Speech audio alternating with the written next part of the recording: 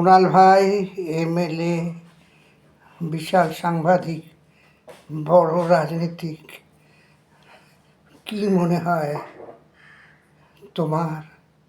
দেশ এগোচ্ছে না দেশ পেছোচ্ছে? বিশেষ করে পশ্চিমবঙ্গ এগোচ্ছে না পেছোচ্ছে? 34 বছরের রাজত্বকে এক লহমায় তাড়িয়ে দিয়েছিল বামপন্থীদের, সিপিএমের সঙ্গে সাঙ্গপাঙ্গকে তাড়িয়ে দিয়েছিল পশ্চিমবঙ্গ থেকে। আর তারা এখন সেই ভিড়মি খাচ্ছে, এখনও ভিড়মি খাচ্ছে। আর আর কি হলো, আর সময়টা কমে গেল না? 15 বছর হয়ে গেল।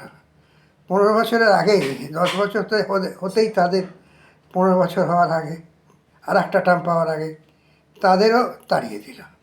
তাহলে দেশ কি এগোচ্ছে না পেছোচ্ছে? সবাই বোকা হচ্ছে না চালাক হচ্ছে? দেশের শিক্ষিত বাড়ছে না অশিক্ষিত সংখ্যা বাড়ছে? এসব তো দেখতে হবে না? কী ভাবো পশ্চিমবঙ্গবাসীকে, কী ভাবো? সব বোকা, সব বোকা।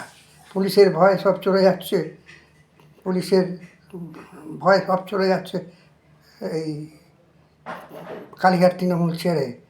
এসব তুমি দিদিকে বুঝিও, দিদিকে বুঝিও, আমার ছোটো বোনটিকে বুঝিও। কারণ সে এখন কি বলবো, অনেকটা সেনাইল হয়ে আছে।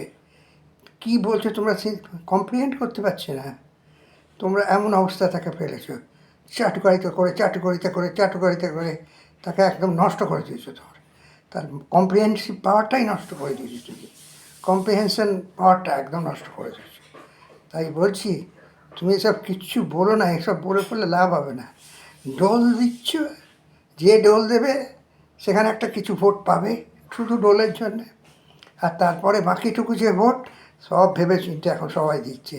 বিজেপিকেও দেখবে, তারপর বিজেপিকেও দরকার হলে তাড়িয়ে দেবে।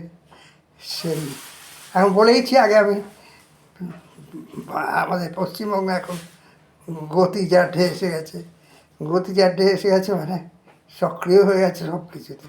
একদম বোকাবেন না তুমি, ওভাবে এক্সপ্লেনেশন দিও না, আর আমার বোনটাকেও ভুলিও না ওইভাবে, বুঝলে?